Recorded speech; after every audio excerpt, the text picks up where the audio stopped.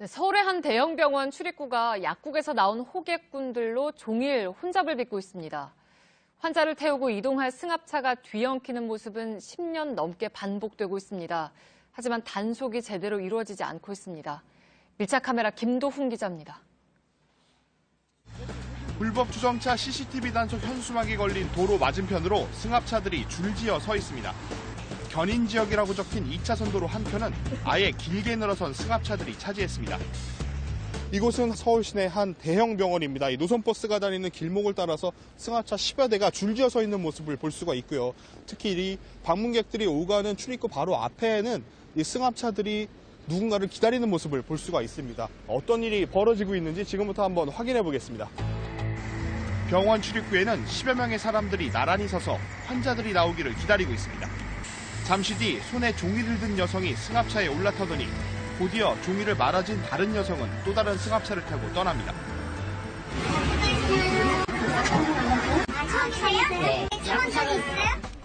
처방전을 들고 나오는 환자들에게 접근해 약국까지 태워주겠다며 호객 행위를 하는 겁니다. 잠시 망설이는 환자에겐 일단 차에 타라고 재촉합니다. 일로 오세요. 우리가 모셔드릴 거니까. 약을 사면 지하철역과 인근 버스터미널까지도 태워주겠다며 환자들을 유인합니다. 공수를 모셔드리고 잠시도 모셔드리고 청어도 모셔드리고 이게 약 벗어나거나 없을 수도 있어요. 도로를 차지한 약국 승합차들로 뒤따르던 차량들은 중앙선을 넘어야 합니다. 병원에서 약국 밀집 지역까지는 약 800여 미터, 걸어서 10분 이상 가야 하다 보니 약국들이 저마다 환자를 데려가려고 경쟁하면서 벌어진 모습입니다. 병원 앞에서 승합차를 뒤따라가 봤습니다. 거리로 나온 약국 주차 안내원들은 손님 끌기에 한창입니다. 약국 밀집 지역 도로변을 따라 이렇게 주차 안내 요원 10여 명이 도로에서 호객행위하는 모습을 볼 수가 있습니다. 주차 단속을 피하기 위해서 카메라 바로 아래 사각지대로 차량을 유도하는가 하면요. 이렇게 트렁크를 열어놓고 대기 중인 차량도 볼 수가 있고요. 아예 차량 앞 번호판을 몸으로 가로막고 서 있는 모습도 찾아볼 수 있습니다. 약국 앞에 차가 멈춰서면 주차 안내원이 약이 나오는 동안 차를 다른 곳으로 옮겨줍니다. 단속 카메라를 피하려고 골목길로 차량이 몰리면서 바로 옆 주택가 골목길은 순식간에 혼잡해집니다. 많이 불어나는 골목이다 보니까 애들이 탁 튀어나올 때 사고가 날 수도 있죠. 이런 호객 행위는 모두 약사법 위반으로 적발되면 사흘간 영업정지와 수사기관의 고발 조치 대상입니다. 하지만 현장 적발이 어렵고 단속 인력이 부족해 사실상 계도 조치에 그치고 있습니다. 약사법 시행규칙 44조 2항 2호 소비자를 유인하지 못하도록 규정하고 있다 이렇게 돼 있어요. 여기에 호객행위라는 게 이제 들어가 있죠. 소비자를 부르는 행위가 사실은 전부 다 호객행위예요. 수년 전에도 약사와 약국 관계자 등 60명이 무더기로 입건됐지만 불법 행위는 근절되지 않고 있습니다. 약국 입장에선 장기 처방이 많은 대형 병원 환자들은 곧 큰 수익으로 연결돼 처벌의 위험성은 감소하는 겁니다. 약국이 아무튼 일수와 길수록 더 많이 남기는 해요. 조제료가 더 높게 되어 있어요. 한 달치가 1,900원. 딱 우리한테 남는 조제료야. 작은 병원들은 장기 처방 거의 안 하거든요. 대형 병원 인근 약국들의 호객 행위는 수년째 반복되고 있습니다. 느슨한 단속이 계속되는 한 환자들의 유치 경쟁은 더 치열해질 수밖에 없습니다. 밀착 카메라 김도훈입니다.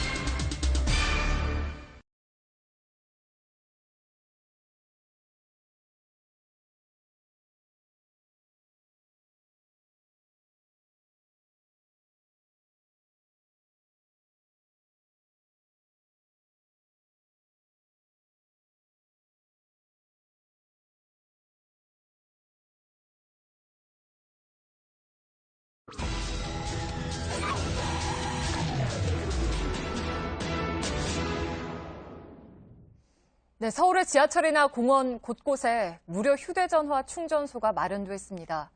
그런데 일부 시민들이 함부로 사용하고 망가뜨리는가 하면 고장난 채로 오랫동안 방치되고 있습니다.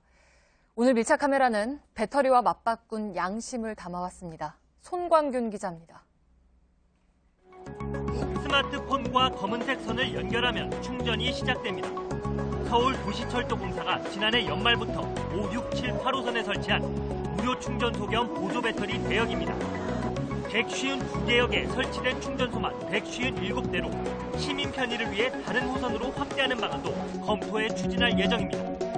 그런데 멀쩡한 충전소를 찾기 어렵습니다. 스마트폰을 연결한 지 10분이 지났는데요. 확인을 해보니까 충전되기는커녕 오히려 배터리가 줄었습니다. 그럴 만한 이유가 있는데요. 그동안 무리하게 사용을 한 탓에 안쪽에서 선이 끊어져 버린 겁니다.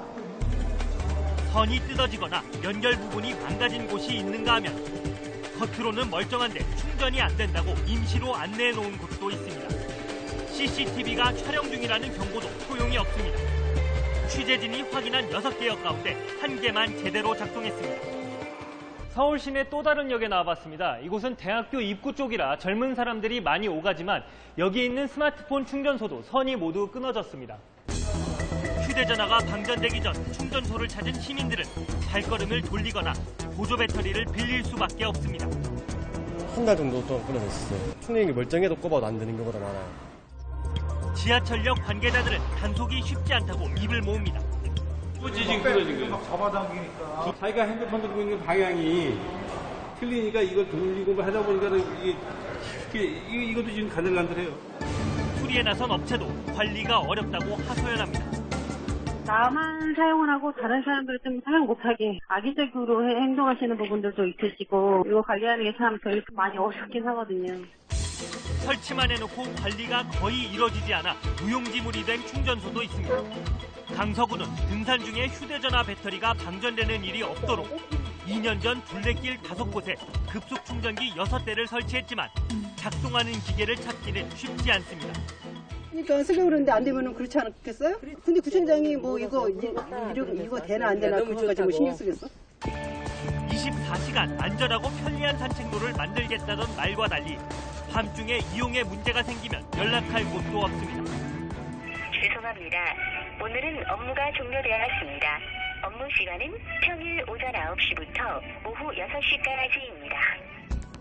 서울시가 우수창의 제안으로 선정해 3년 전부터 공원 등에 설치해놓은 이른바 쭉쭉빵빵 무료 충전소도 방치됐습니다. 뭐 학생들이 끼었다가 막 잡아당기고 이러니까 그 어디 선이 떨어졌는가 봐요. 충전을 가서 직접 핸드폰, 스마트폰 가져가는데 꽂아봐야지 아니까. 최신 스마트폰들이 배터리 일체형으로 나오면서 충전기에 대한 수요도 늘었습니다. 이런 요구에 맞게 무료 충전소를 설치한 의도는 좋았지만 방전된 양심과 부실한 관리 속에 정작 필요한 사람들은 쓰질 못하는 애물단지가 되고 있습니다.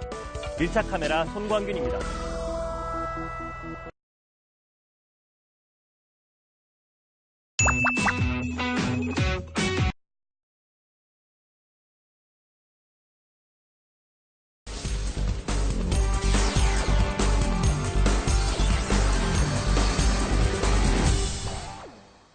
네, 밀착 카메라의 박소연 기자가 전기차를 타고 수원까지 갔다 왔습니다.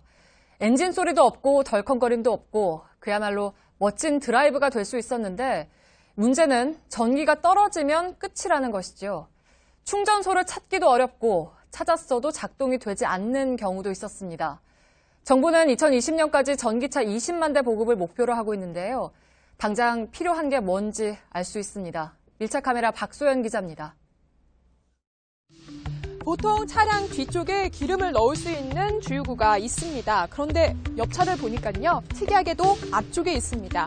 뚜껑을 한번 열어봤더니 충전 케이블을 꽂을 수 있는 동그란 홈들이 들어가 있습니다. 이 차는 기름이 아닌 전기로 움직이는 전기 자동차입니다.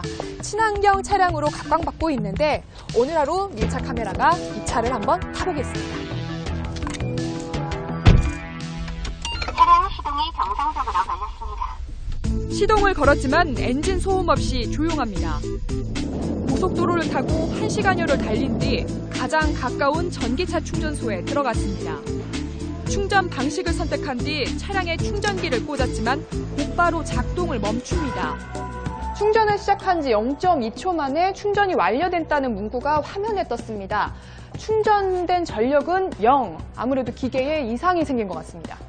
오래 걸려요? 수리하는데? 지금 당장은 안 될 것 같아요. 부품이 없어가지고 내일이나 다시 될 것 같아요. 결국 다른 충전소를 찾았습니다. 이곳에서 가장 가까운 게 영통구에 있는 한 충전소입니다. 이곳으로부터 한 6km 정도 떨어져 있는데요. 지금 가보겠습니다.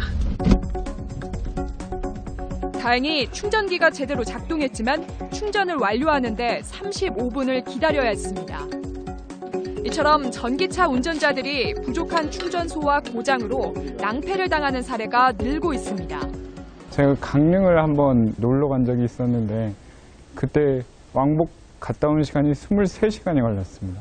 기본적으로 충전기가 고장나 있는 데도 있고 충전기 위치 정보가 제대로 공유되지 않는 점도 이용자를 혼란스럽게 합니다. 다운로드 수가 가장 많은 어플리케이션을 이용해 한 충전소에 가봤습니다.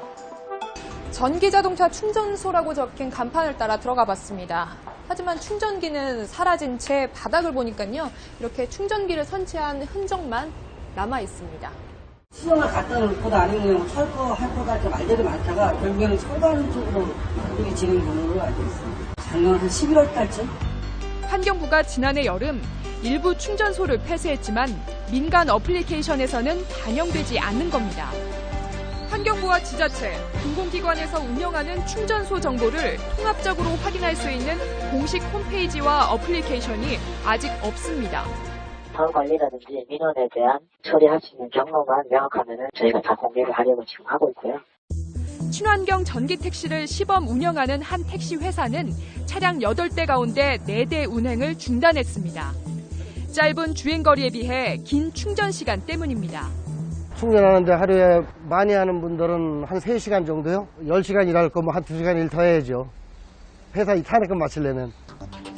전국에 설치된 전기차 급속 충전 시설은 모두 337곳. 정부가 다음 달부터 충전소 이용을 유료화하기로 하면서 불만의 목소리는 더 커지고 있습니다. 인프라스트럭처라든가 전기 충전 시설을 어떻게 관리할 것이라든가 어느 정도까지의 비용을 소비자들이 마음 편하게 지불할 수 있는지 고찰이 더 많이 필요하다고 생각해요. 전기자동차 충전소가 부족하고 알 수 없는 고장도 잦다면 이용자가 안심하고 자동차를 탈 수 없겠죠. 말로만 친환경할 게 아니라 안심하고 탈 수 있도록 불편 없는 충전소 확대가 우선돼야 할 것입니다. 밀착카메라 박소연입니다.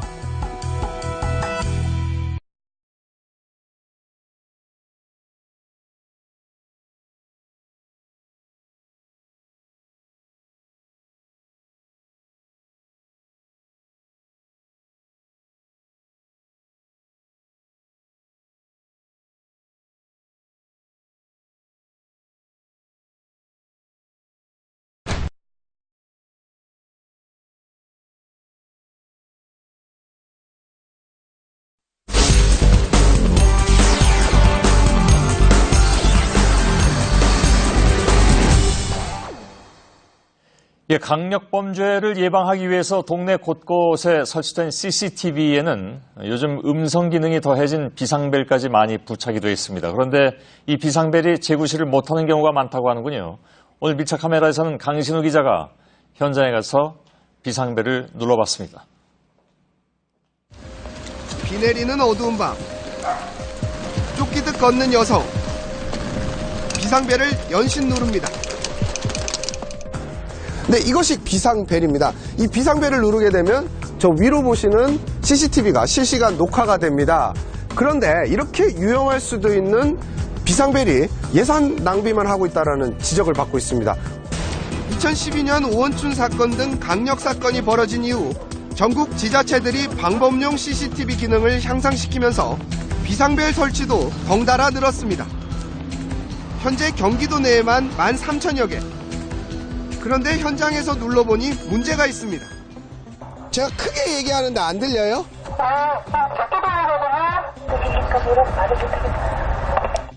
제가 이렇게 가까이서 불렀지만 안에서는 제대로 들을 수 없다고 합니다. 반대로 현장에서 관제실 소리가 들리지 않는 곳도 있습니다. 여보세요? 여보세요?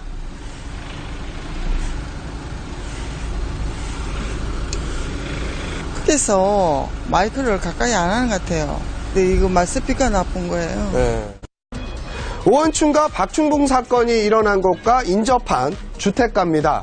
이곳에도 이렇게 비상벨이 있는데요. 어떤 시스템으로 운영이 되고 있는지 제가 한번 눌러보겠습니다. 여러 차례 눌러봤는데 불은 들어와 있는데 작동을 하지 않고 있습니다. 이같이 제대로 작동하지 않아 수리를 받은 비상벨은 지난해 수원시에만 110여 개, 10개당 1개꼴입니다. 고장만이 문제가 아닙니다. 비상벨을 누르면 얼마나 빨리 반응이 오는지 제가 한번 확인해 보겠습니다.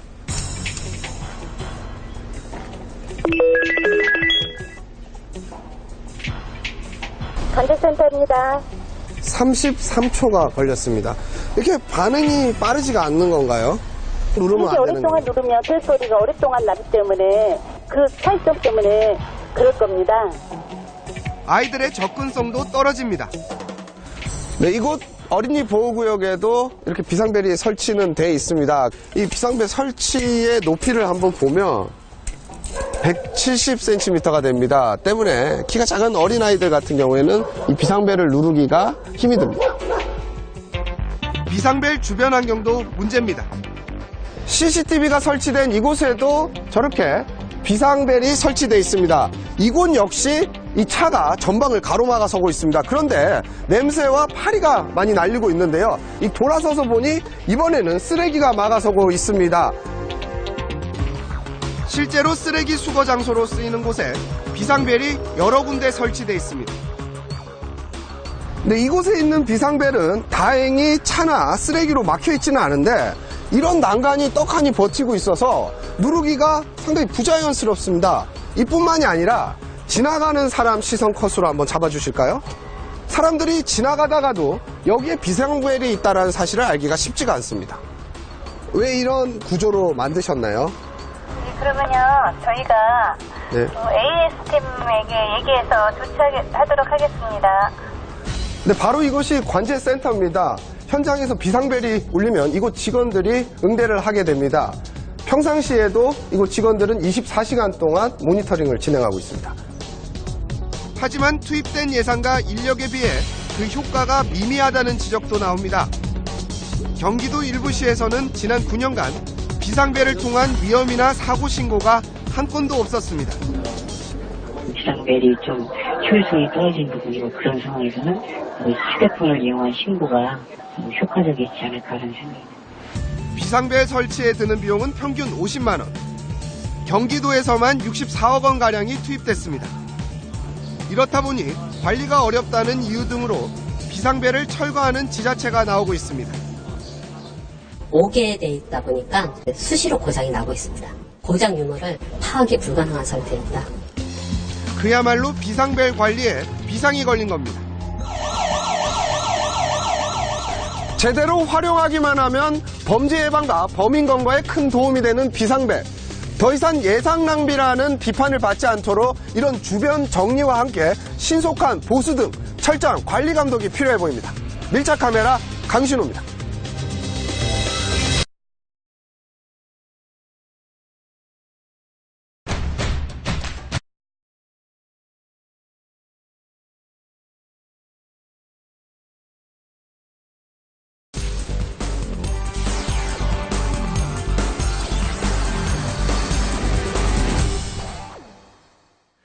예, 밀착 카메라가 오늘은 땅 밑으로 들어갑니다. 이른바 땅밑 공포로 불리는 도로 함몰 현상이 여전히 잇따르고 있는데요. 매설된 지 수십 년이 지난 낡은 하수관이 주된 원인이 될 수 있다, 이런 얘기가 나오고 있죠. 그래서 실제로 그런지 들어가서 확인해 본 결과를 지금부터 김관 기자가 전해드리겠습니다. 여기는 서울 방배동의 한 주택가 골목길입니다. 제가 서 있는 이곳 지면을 한번 보시죠. 아스팔트를 아예 뜯어낸 채 새롭게 콘크리트를 메워놓은 모습입니다. 이유가 있습니다. 불과 닷새 전에 찍어놓은 이곳의 모습인데 구멍이 뻥 뚫려 있는 모습입니다. 자, 이른바 집안 침하 현상, 즉 땅이 주저앉아버린 건데 최근 들어 서울 시내 곳곳에서 이런 현상이 이어지고 있습니다. 왜 그런 건지 이번 밀착 카메라는 땅 밑으로 들어가 보겠습니다. 지난 15일 오후 이곳에 뚫려있던 구멍입니다. 안쪽을 들여다보니 파손된 하수관이 보입니다. 그냥 봤을 때는 그냥 아주 가볍게 느껴졌었는데 안을 들여다보니까 안에가 너무 휑한 거예요. 잘못하면 빠져서 이거 큰일 나겠구나 생각을 해서 일단 그때부터 차량을 통제를 했죠. 하수관 콘크리트가 일부 무너지면서 동공이 생겼고 이 때문에 도로가 함몰된 겁니다. 긴급 보수공사를 했지만 도라는 남았습니다. 이 면적을 보면서 우리가 여기 주저앉을 것 같다, 이쪽까지 싱크홀이 더 부분이 넓어지지 않을까 이런 걱정들을 했어요, 주민들이. 이처럼 서울에서 발생한 도로 함몰의 80% 이상은 노후 상하수관 때문입니다. 여기는 서울의 한 주택가입니다. 제가 서 있는 이 왕복 2차선 도로 아래에는 직경 2, 3m 규모의 하수관이 지나고 있습니다. 실제로는 지금 어떤 상태일지 이런 특수 카메라를 장착한 채 저희 밀착 카메라 취재진이 들어가서 확인해 보겠습니다.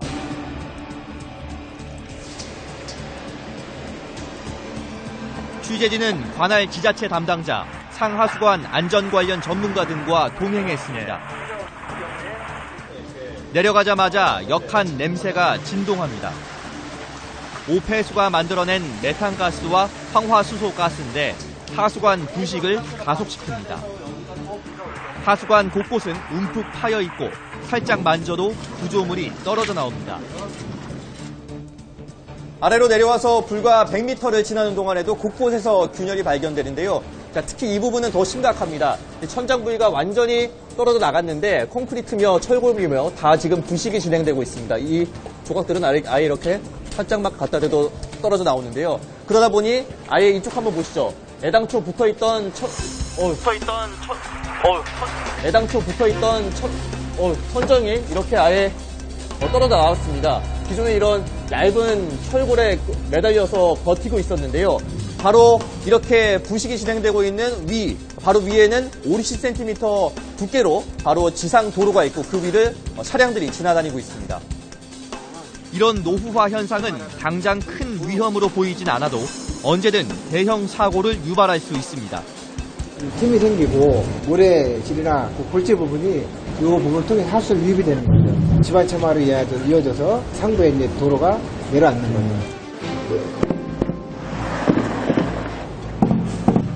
자, 지금도 이렇게 맨홀 위로 차량들이 지나다니면서 쿵쿵 소리를 내고 있습니다. 그런데 바로 그 옆에 벽면을 보면 이런 콘크리트들이 부식이 진행되면서 이렇게 막대기를 갖다 대면 다 떨어져 나오고 있고요. 자, 그 결과 이렇게 녹슨 철골들이 그 녹슨 모습을 그대로 앙상하게 드러내놓고 있습니다. 특히 하수관끼리의 접합 부위는 더 위험합니다. 제가 가리키고 있는 이 천장 지점 역시 하수관끼리의 접합부인데 이렇게 틈이 벌어져 있는 게 보이실 겁니다. 제가 이 점검봉을 한번 집어넣어 보겠습니다. 이렇게 20-30cm나 점검봉이 들어갈 수 있을 정도입니다. 지난 2일 서울 지하철 9호선 삼성중앙역 주변 도로가 함몰된 것도 하수관 접합부가 불량 시공됐기 때문이었습니다. 작은 틈 정도로 보이지만 토사가 유실돼 도로 함몰로 이어지는 원인이 될 수 있습니다. 서울 시내 하수관 만여 킬로미터 가운데 절반 정도가 30년 넘은 이런 노후 하수관입니다. 전문가들은 국내 하수관들의 노후화 상태가 이미 한계점에 도달했다고 지적하고 있습니다. 저희가 직접 아래로 내려가서 확인한 결과도 마찬가지였습니다. 이런 땅 및 위험이 땅 위를 지나다니는 사람들의 안전까지 위협하고 있습니다. 밀착 카메라 김관입니다.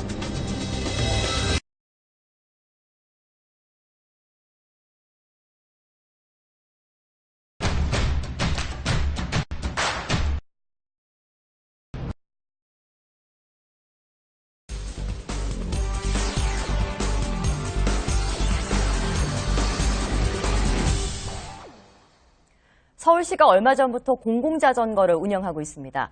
이용료를 내고 빌려 타는 방식인데 편리하긴 하지만 좀 위험합니다. 밀착 카메라 안지원 기자가 직접 타본 소감을 전해왔는데 실제 사고로 이어질 뻔했다고 합니다. 직접 확인해 보시죠. 제 옆에 이 자전거는 서울시 공공자전거인 일명 따릉입니다. 만 15세 이상이면 누구나 이용료를 내고 사용할 수 있다고 하는데요. 저도 한번 빌려보겠습니다. 앱을 내려받은 후 본인 인증을 거쳐 결제합니다. 결제를 완료한 후에 이렇게 대여를 원하는 자전거 오른쪽에 있는 QR코드를 스캔하면 됩니다. 이후에는 자전거 단말기에 비밀번호까지 입력을 하면 자전거 대여가 완료됩니다. 처음 하다 보니까 시간이 걸렸는데요. 총 15분 정도 소요됐습니다. 정식 운행 후 하루 평균 대여 수는 2,000여 건. 이용하는 사람이 적지 않습니다. 제가 올 때마다 한 거의 10대 가까이 배치를 해놓고 가는데 한 2시간 지나면 또 없고 안전장비와 특수카메라를 착용하고 사대문 일대를 돌아봤습니다. 차량과 자전거가 함께 다니는 자전거 우선도로가 나옵니다. 차량이 무서운 속도로 달려와 진입부터 쉽지 않습니다. 주변 차들은 경적을 울려댑니다. 어렵게 들어서도 위태롭기는 마찬가지입니다. 제가 달리고 있는 이 길은 세종대로 위 자전거 우선 도로입니다.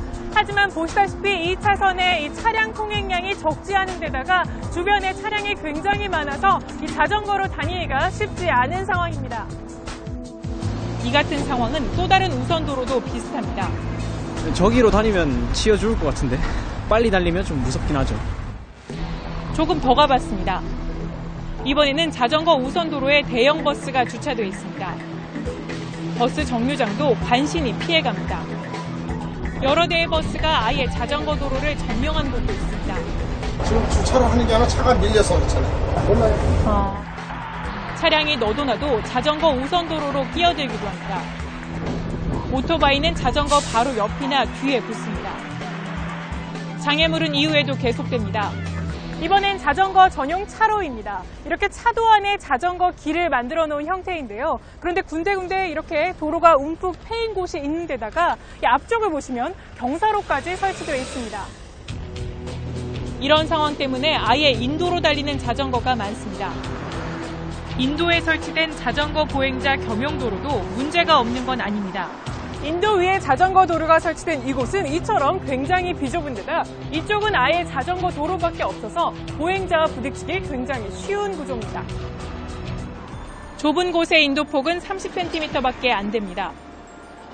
자전거 운전자는 사람을 피해 아슬아슬하게 고개 운전을 합니다. 아침에 출근 시간 같은 경우는 제가 사람 많이 비켜서 묘기 운행 이런 거 하거든요. 그래서. 자전거 도로를 인식하는 분야도 많다. 색 구분마저 없으면 알아보기 어렵습니다. 상황이 이렇다 보니 사고도 잇따릅니다. 버스와 나란히 달리던 자전거가 순식간에 넘어지고 그 위로 버스가 지나갑니다. 올 9월까지 발생한 자전거 사고는 14,400여 명, 사람도 200명 있습니다. 이 때문에 덴마크에서는 자전거 도로를 보행자 도로나 차도와 완전히 분리해 설계하고 있습니다. 참고해서 교통수단으로 정착기에 도입한 공공자전거 사업. 하지만 공공자전거를 늘리기 앞서 안전한 도로에 공고입니다. 밀착하면 안전합니다.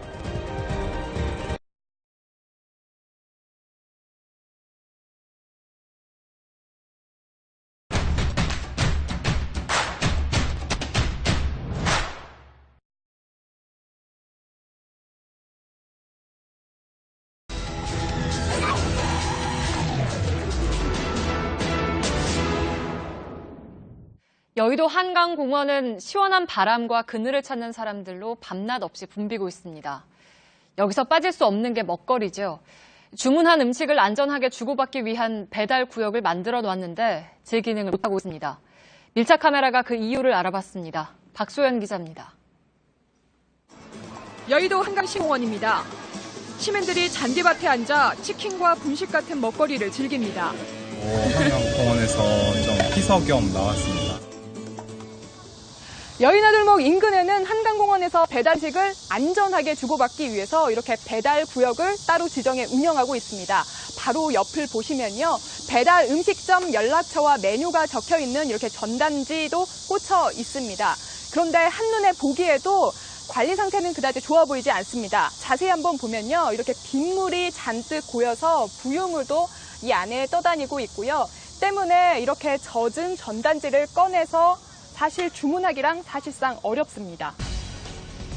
배달구역을 이용하는 시민을 기다려봤습니다. 그런데 1시간 동안 단 한 명도 없었습니다. 시가 공원 입구에선 음식을 주고받느라 정신입니다.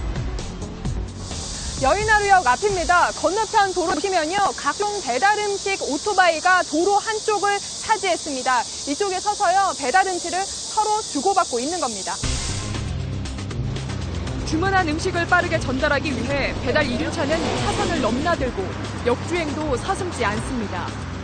아슬아슬한 배달 오토바이의 질주는 공원 안에서도 계속됩니다. 서울시는 사고 위험을 줄이기 위해 지난 2014년 6천만 원을 들여 배달 구역을 만들었습니다. 여의 나들목과 마포주차장, 뚝섬 안내센터와 뚝섬 유원지역 인근 등 모두 4곳입니다. 그런데 이를 알고 있는 시민은 드뭅니다. 배달구역이라고 아세요? 여의도? 나오라고 했어. 여기 앞으로. 배달구역의 위치가 문제입니다. 근데 주차장을 여기다 내놓으면 뭐래 오토바이 주차장을. 왔다가 지금 차가 막혀서 여기 왔다 다시 들어간 거야. 나갈 수도 없어. 시민들이 그늘막을 주로 설치하는 곳과 멀거나 주차장 구석에 있어 잘 보이지 않습니다. 배달하는 사람과 주문한 사람이 만나기 쉬운 장소는 따로 있습니다. 네, 식사 왔습니다. 여기 저 얼음물 파는 데 있어요. 아이스크림 팔고 그 앞에 와서. 여기 이제 나오셨어요. 이번엔 배달 2륜차가 배달 구역까지 가는 길목을 따라가 봤습니다. 곳곳에 오토바이 출입 금지를 알리는 표지판이 걸려 있습니다. 이곳에도 오토바이 출입 금지 구역이라고 적혀있는 표지판이 세워져 있는데요. 몇 걸음 걸어서 배달구역 안쪽으로 오시면 바로 2륜차 주차장이라고 적혀 있어서 혼란스러울 수밖에 없습니다. 이런 상황에서 공원 입구에선 배달 음식점을 알리기 위해 전단지 폭격이 계속되고 있습니다. 막 한 사람 받을 때마다 계속 주니까 그냥 말도 없이 그냥 계속 얹어줘, 손 위에. 수거함에는 이미 전단지로 꽉 차 있습니다. 제가 받은 전단지를 이렇게 넣어보려고 해도 잘 들어가지 않습니다. 옆쪽을 보시면요. 피자며 튀김이며 각종 배달 음식들을 알리는 전단지가 이렇게 바닥에 떨어져 있습니다. 최근 3년 동안 한강공원에 진입해 적발된 오토바이는 2만 4천여 건에 이릅니다. 한강공원 관리와 배달 음식을 원하는 시민들의 수요를 고민한 끝에 배달구역을 만들었습니다. 하지만 배달하는 사람도 주문하는 사람도 이곳을 찾지 않는다면 그 이유를 다시 한번 생각해 봐야 할 때입니다. 밀착카메라 박소윤입니다.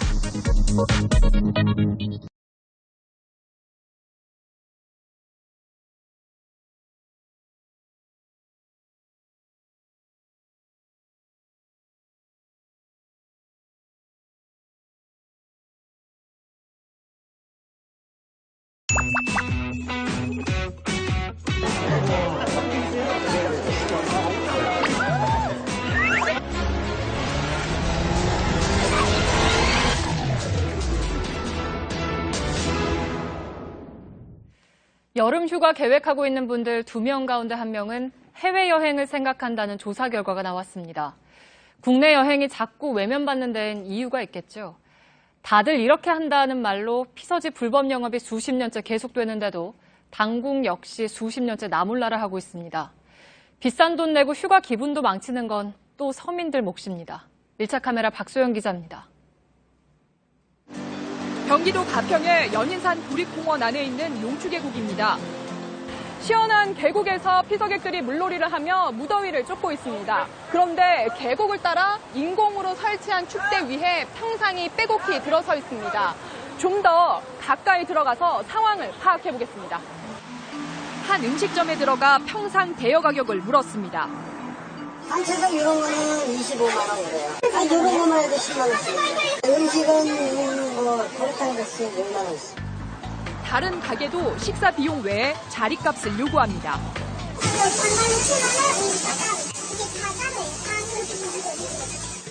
계곡에 평상과 천막을 설치하는 건 자연공원법 위반입니다. 불법 시설물을 설치해놓고 피서객들에게 자리세를 요구하는 겁니다.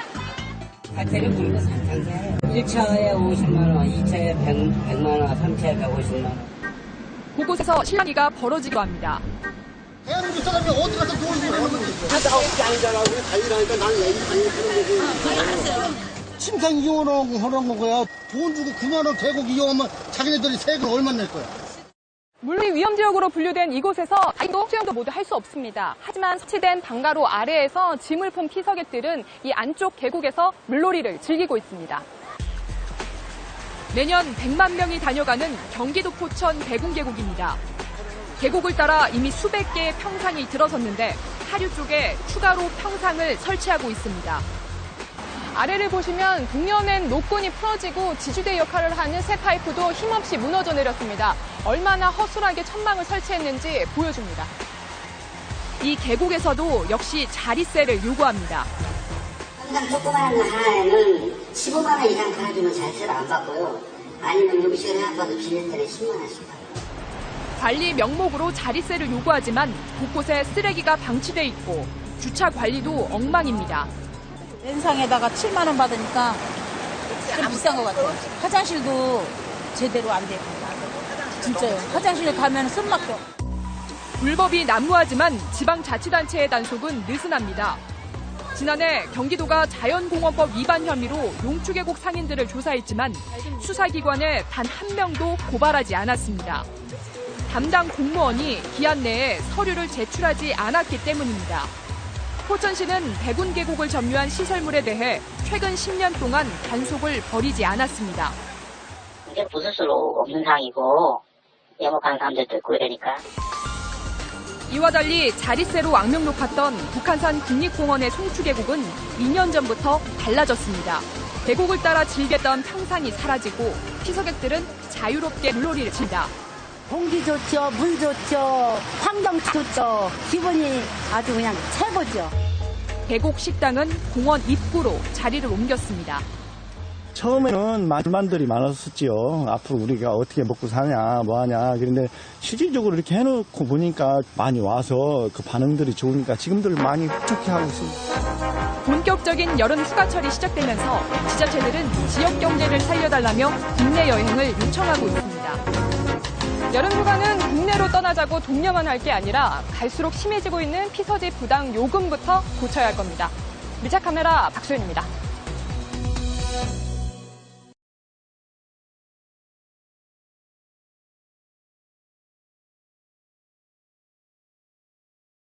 Hi, Mina. How was your concert yesterday? It was a lot of fun.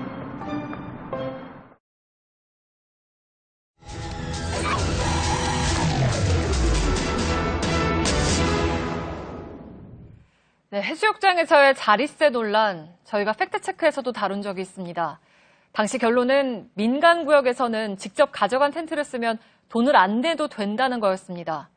하지만 올해도 해수욕장 자릿세 수금이 여전합니다. 밀착카메라 구혜진 기자입니다. 인천 십리포 해변을 물놀이객들이 가득 메웠습니다. 피서객들이 해를 피하기 위해 텐트나 그늘막을 치자 금세 유니폼을 입은 징수원들이 나타납니다. 소형 텐트 원터치 같은 거 10,000원 받고요. 중형 텐트 2만원, 대형 텐트 3만원 받습니다. 돈을 거둔 텐트엔 노란색 스티커로 표시를 하고 표시가 없는 곳엔 자리값을 요구합니다. 사람들은 미심쩍어 하지만 카드 결제도 된다는 말에 결국 돈을 냅니다. 그냥 주게 되는? 당황스럽지만 주게 되는. 그늘막이나 텐트는 유료, 돗자리는 무료인 규정도 황당하다는 입장입니다. 앉았다 가면 된대. 그래서 저는 그것도 모르고 그늘막 있길래 쳤는데 억울하죠. 아도 그늘막은 안 쳐지요. 돈을 받는 이들은 정당하다고 말합니다. 들어오신 분들이 식사하시고 하시면 음식물 쓰레기랑 쓰레기 나오잖아요. 그거 저희가 관리하면서 버려요. 정작 청소는 지자체의 공공근로자가 하고 관리도 제대로 이루어지지 않습니다. 백사장에서 버젓이 고기를 구워도 제지하지 않습니다. 이곳에는 데크 시설 밑에도 관리비, 즉 자릿세를 받는다는 현수막을 붙여놨는데요. 이 바로 아래를 보시면 지자체가 낙석이 위험하니 아예 들어가지 말라는 표지를 붙여놨습니다. 자리값을 받는 관리소엔 부당요금 신고센터라는 표말이 붙어 있습니다. 자리값을 받는 게 불법이라는 것도 알고 있습니다. 아직 법이 이것까지 안 정해진 것 같아요. 법을 만들어갖고 될지 모르겠지만. 오랜만에 휴가를 나온 시민들은 불쾌하다는 목소리가 많습니다. 한철 벌어서 1년 먹고 산다 그러는데 그런 말이 제일 싫어요. 왜요? 아니 저희도 1년에도 일하고 살거든요. 인근 장경리 해변도 사정은 비슷합니다. 원두막을 빌리려면 4만 원, 샤워장은 사람 수대로 돈을 내야 합니다. 옆 백사장엔 동네 노인회가 파라솔을 꽂아놓고 영업합니다. 자기네 땅 좀 땅 많고 여기 무슨 구역 여기 누구요? 보면 그거 말입니까? 예, 그것이 타당. 자기네들이 텐트 가지고 와서 우리가 못 주게 하면은 늘 땅이냐 그러는 거. 우리 땅은 아니지. 노인의 운영비를 쓰기 위해서. 시설 다시 쓸 수 있는 호수와 화장실뿐인데 그마저도 공입니다. 사용 안내 방송입니다. 지금 현재 물론 앞에 있는 여자분은 보장인 관계로 폐쇄합니다. 민원이 쏟아지지만 해당 군청은 어쩔 수 없다는 입장입니다. 마을에서 한다 보면 마을 이제 주민 소득으로 이게 갈 수가 있는데 농지문 위에 딴 곳으로 결국은 넘어가는 거잖아요. 해수욕장법 3회 해수욕장이 온 국민의 잘못된 관행 때문에 많이 반복했는데요. 제가 확실한 해결 의지가 필요해 보입니다. 밀착 카메라 구혜진입니다.